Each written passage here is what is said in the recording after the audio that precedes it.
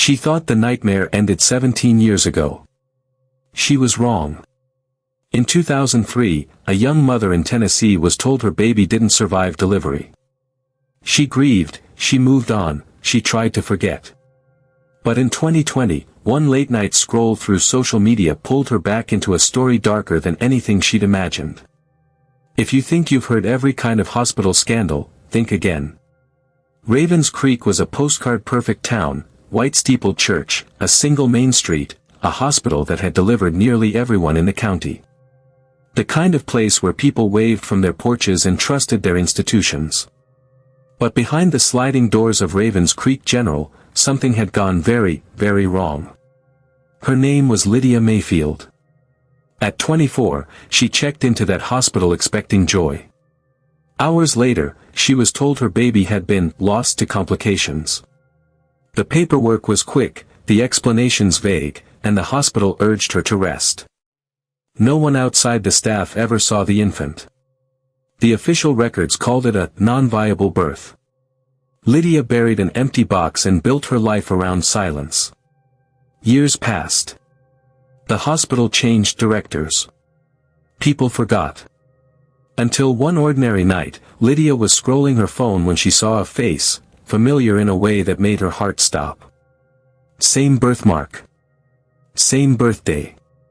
The profile belonged to a 16-year-old girl from Ravens Creek. The name was different, but everything else lined up. The rational mind looks for easy answers, coincidence, bad memory, maybe a resemblance amplified by grief. But instinct doesn't negotiate. Lydia clicked deeper, tracing family connections.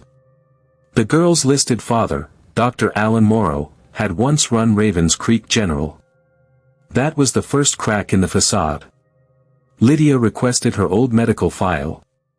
The hospital responded that the records were no longer available. When she pressed, she was told to contact administration. Then came a different excuse, privacy protocols. Each call ended the same way, a polite stonewall. But bureaucracy has blind spots. County archives still held fragments, a billing code that didn't match her file, a missing attending physician's signature, and a transfer notation that suggested a live infant release. None of that should have existed on a stillbirth record. The more Lydia searched, the stranger it became.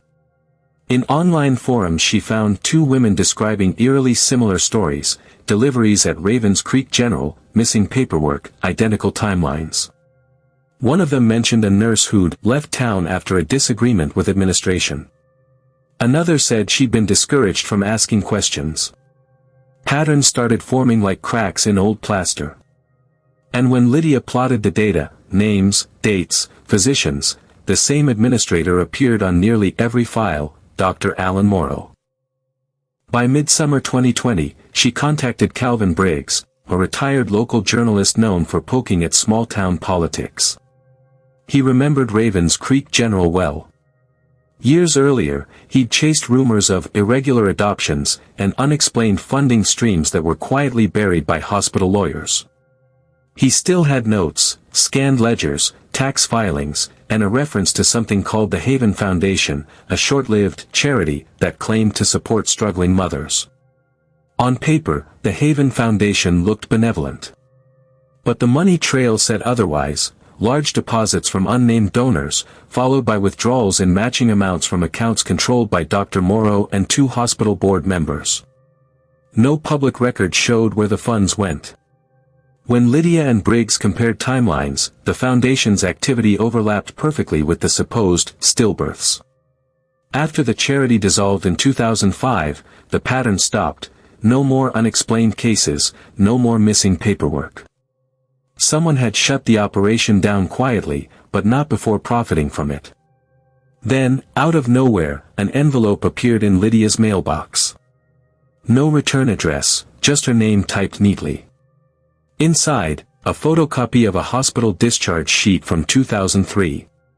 Her own signature at the bottom. Above it, faint but legible, a crossed-out entry, infant released to guardian per Dr. M.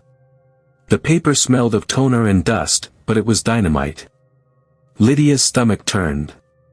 Released to guardian was the legal phrasing for an adoption transfer, not a stillbirth.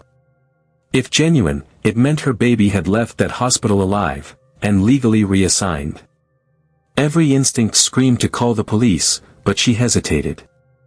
Who could she trust in the same town where this had been buried? Briggs urged her to keep gathering evidence first. Together they filed for public non-profit records, traced the Haven Foundation's filings, and uncovered links to an adoption attorney who'd processed multiple emergency placements for couples in other states. Each adoption had been approved in record time, with signatures from hospital administrators but no court oversight. The story was no longer about grief. It was about fraud, money, and power. Someone had turned motherhood into a business model, and nearly gotten away with it. By late August, local chatter started again. A former lab technician anonymously confirmed that files were shredded after the hospital's 2004 audit. A billing clerk remembered being told never to question charity-funded deliveries. Nobody would go on record, but the pieces were aligning: false death certificates, falsified identities, and profit disguised as philanthropy. And through it all, one name kept surfacing: Dr. Alan Morrow. 17 years earlier, he'd signed the paperwork that ended Lydia's story. Now his signature was the thread unraveling the cover-up. Lydia printed every document, stored copies in multiple places, and prepared for the confrontation she knew was coming. Because in Ravens Creek, the dead weren't the only ones with secrets. The moment Lydia realized the truth, she stopped sleeping. Every sound felt like a threat, every knock at the door made her stomach twist. Somewhere out there was the life she'd been told to mourn, living under another name. And if her instincts were right, Ravens Creek General hadn't just taken one baby, it had built a quiet empire out of stolen identities. Lydia and Briggs knew they were running out of time. Dr. Alan Morrow still chaired the local medical board. If word got out, the trail could vanish overnight. Briggs did what he did best: he leaked whispers. A retired nurse, a filing clerk, even an old janitor reached out anonymously after his cryptic post about ghost births in small-town hospitals. Within days, Lydia's inbox flooded with fragments, half-burned paperwork, discharge summaries, notes scribbled on memo pads. Some were fake, most were useless, but a few matched dates from the Haven Foundation's ledger. The same hands had signed them all. The deeper they went, the more the hospital's image cracked. One nurse claimed she'd been instructed to finalize death records before autopsy results existed. Another remembered empty cribs tagged for charity transfers. The evidence was circumstantial, but it told a pattern of silence, money, and manipulation. Then came the message that changed everything, a text from an unlisted number: "You're looking in the wrong place. Try Morrow's basement." It was absurd. Too obvious. Too risky. But Briggs, stubborn as ever, drove out to the old Morrow residence. The house was for sale, the lockbox hung loose. Inside, dust coated everything except a single metal filing cabinet in the basement corner. Briggs pried it open and found a collection of sealed folders labeled "Case Transfers, Confidential." The names inside weren't patients, they were infants. Each matched a stillbirth on hospital records. Each carried a secondary form stamped by the Haven Foundation. He photographed every page and left before anyone could stop him. The next morning, Briggs's car was found vandalized outside his apartment. Files untouched. Message received. Lydia knew the walls were closing in. But by now, there was no turning back. Together they compiled a full dossier: dates, signatures, foundation accounts, forged certificates, and sent copies to 3 different news outlets. Within a week, the first article hit the internet: "Whistleblower claims hospital engaged in adoption fraud." The story exploded. Families who'd adopted through the Haven Foundation came forward, terrified they might be part of something criminal. One mother in Ohio even produced adoption papers signed by Dr. Morrow himself. Under public pressure, state investigators reopened archived files. What they found matched Lydia's evidence: financial irregularities, destroyed birth records, and multiple falsified death certificates. The hospital board scrambled to distance itself. Dr. Morrow issued a public denial, calling the allegations vindictive fabrications.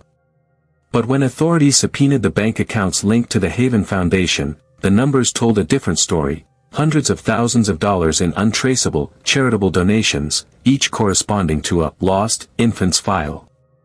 The charity had been a front. The hospital's trust, its reputation, and its leadership collapsed overnight. Lydia was summoned to testify before a grand jury.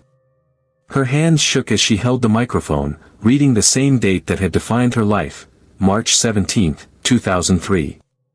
She described the delivery room, the silence, the papers she signed without explanation. Across the room, Dr. Morrow refused to look up. When the prosecutor presented Briggs's photographs, the courtroom fell silent. The evidence was undeniable. Weeks later, charges of fraud, falsifying records, and conspiracy were filed against Morrow and two former board members. The scandal ripped through Tennessee's healthcare network like wildfire. But justice isn't always clean. Many of the children placed through the Haven Foundation had grown up never knowing they were part of a lie. Courts couldn't undo years of family bonds. The law could punish corruption, but it couldn't rewrite childhoods. Lydia's own child, identified through DNA and court documents, was now 17 and living under another name in another state. The girl had a family that loved her. Lydia faced an impossible choice: reclaim a life that was legally hers, or protect the one her daughter already knew. When the verdict came, Morrow was sentenced to 12 years in federal prison. The hospital shut down within months, renamed and sold to new management. Reporters swarmed Ravens Creek for weeks, trying to extract more victims, more outrage, more stories. Lydia refused every interview. She didn't want headlines. She wanted silence, the same silence that had once buried the truth, now serving as her shield. Months later, she stood outside the courthouse, looking at the horizon she once thought she'd never see. Briggs joined her, older, tired, satisfied but heavy. "You did it," he said. Lydia shook her head. "No. We just found what they tried to hide." Then she handed him a sealed envelope addressed to her daughter's adoptive parents. Inside was a letter, not asking for reunion, just understanding. She'd learned that justice wasn't always about punishment. Sometimes it was about knowing.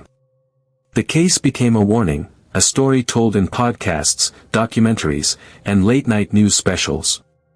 Ravens Creek would never live it down, but Lydia didn't care. Truth had a price. She'd paid it. And as the town rebuilt its reputation, whispers of other hospitals with similar charity programs began to surface across the country. The pattern, it seemed, wasn't isolated. And that's where the story leaves us, with one question no verdict could answer: how many other towns, how many other mothers, were told their children never took a breath, when in truth, they were out there somewhere, living lives built on a lie.